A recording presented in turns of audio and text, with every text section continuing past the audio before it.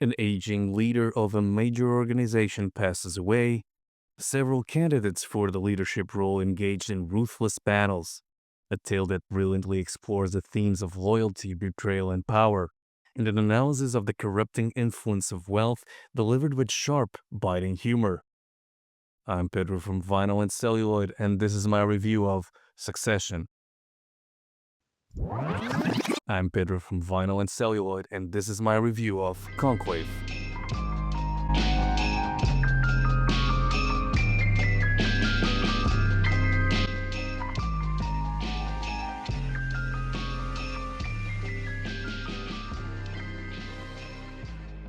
Before I start, and as per usual, I'll be talking about some key plot points, so be mindful of the spoilers ahead.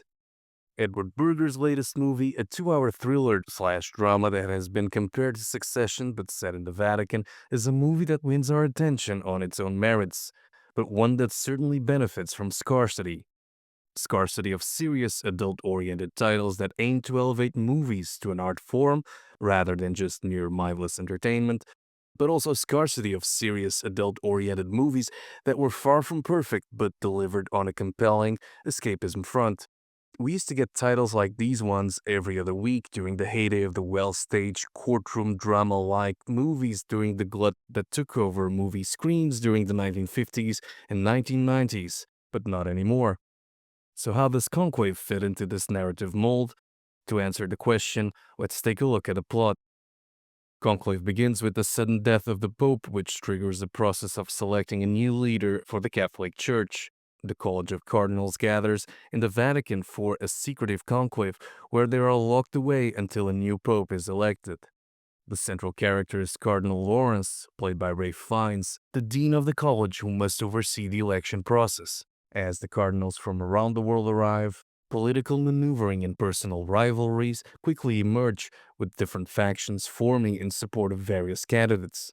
Among the contenders for the papacy are Cardinal Tremblay, played by John Lithgow, a charismatic Canadian moderate, Cardinal Avayemi, played by Lucian Samati, a popular African cardinal, Cardinal Bellini, played by Stanley Tucci, an American progressive, and Cardinal Tedesco, played by Sergio Castellitto, an Italian conservative with strong traditionalist views.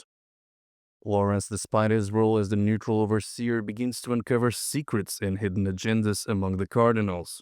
His own doubts about the direction of the church and the integrity of some of the candidates add to the tension of the election. During the voting sessions, unexpected developments occur that throw the process into uncertainty. Lawrence is forced to confront questions about the future of the church and his own faith as he navigates the complex political landscape.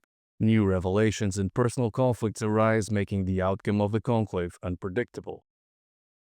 After this quick recap, the parallels between Berger's movie and HBO's iconic TV show become obvious. The truth is that Conclave succeeds not only as a film but as a story that feels tailor-made for a miniseries, and therefore open to be embraced by the public.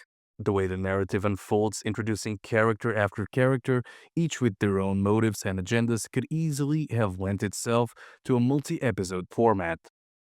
And yet, the film's structure is tight and controlled, making it easy to consume in one sitting. The compactness of the storytelling heightens the political tension and intrigue, drawing the viewer into the closed-off world of the Vatican whilst maintaining the urgency and drama that we often expect from episodic television. Whilst this is a solid selling point that ensures older white middle-class viewers will buy a movie ticket, Conclave also offers a unique and compelling behind-the-scenes view of the Vatican's political game. As someone who has lived through two papal conclaves, one in 2005 and another in 2013, I remember the lack of transparency and information surrounding the process. Up to this point, no film had tackled these events in a truly satisfying way. Certainly not the mishandled Angels and Demons adaptation in 2009. Edward Berger's Conclave delivers by framing this sacred ritual as a politically charged thriller that not only reveals the inner workings of the church, but also mirrors the ideological clashes that pervade today's society. And it's this final point, one that can be summarized with the word extrapolation, that makes the title win our attention. This political adaptation of Robert Harris's novel is reminiscent of the kind of power-grabbing political battles that take place in the institutions that rule our world. In a nutshell, the movie is relatable. These guys are professional, they're motivated, they're happening, i.e., they want something, huh? And in more ways than one. I mean, can you name another movie featuring the most diabolical vape hit? You can't. Director Edward Berger delivers a truly cinematic experience, a rare case where everything in the movie works, both independently and together. Starting with the performances, Conclave is mostly a collection of acting moments rather than a character study, something that suits the elimination round type narrative structure. Ray Fiennes delivers a commanding portrayal of Cardinal Lawrence, masterfully balancing authority and vulnerability as the conflicted dean, with actions that illustrate the source material's rich subtext. Stanley Tucci shines as Cardinal Bellini, the voice of progressive thinking, whilst John Lithgow is compelling and cunning as the mysterious Cardinal Tremblay, with his presence adding gravitas to the role. Sergio Castellitto delivers a nuanced performance with his take on Cardinal Tedesco, bringing intensity and providing a much-needed exaltation of conservative values without his performance ever entering the scenery-chewing territory. I do have to say he was a great discovery, talent-wise. Kudos to the director for letting the world find out what a genius he is. Moving on, Isabella Rossellini captivates in her limited but impactful role, exuding grace and quiet strength. And what to say of Carlos Diaz? A star in the making with a strong and subtle performance, giving depth to a key supporting role within the conclave. On the technical front, the movie is fantastic, both in sound and sight. The generally modest in tone dialogue is accompanied by Volker Bertelmann's score, a masterful accompaniment that enhances the film's tension and intrigue. His use of restrained atmospheric composition mirrors the suspenseful vibe of the Vatican. The music's delicate interplay of strings and organ adds a sense of reverence. The score truly heightens the drama without overpowering the many quieter moments. Visually, Conclave is as exciting as any sci-fi piece we have seen this year. The production design captures the grandeur intention of the Vatican with remarkable attention to detail.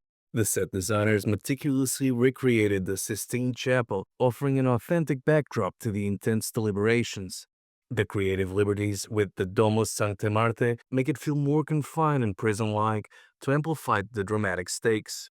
The costumes offer a stark contrast with the sterile setting, with the cardinal's robes deep red feeling both majestic and imponent. This choice enriches the visual palette, giving the attire a timeless, striking elegance that enhances the historical weight of the conclave. Altogether bring to life Robert Harris's words in a movie that's extremely relevant. The discussions around LGBT issues and divorce are accompanied by the existing divisions and prejudices, namely racial, that extend far beyond Vatican City. The camera work conveys all of the emotions and principles at stake, keeping you second-guessing the story's next turn, whilst providing an informative piece on the voting and machinations that rule the Catholic Church. I do have to say, I remain conflicted about the ending, a tad outlandish and improbable for such a grounded movie. I guess a more accurate political allegory would find Cardinal Tedesco winning. That is Brad. But I guess in the name of progress and optimism, the narrative shifted from picking the least objectionable candidate to electing a true dark horse. But other than that, all good.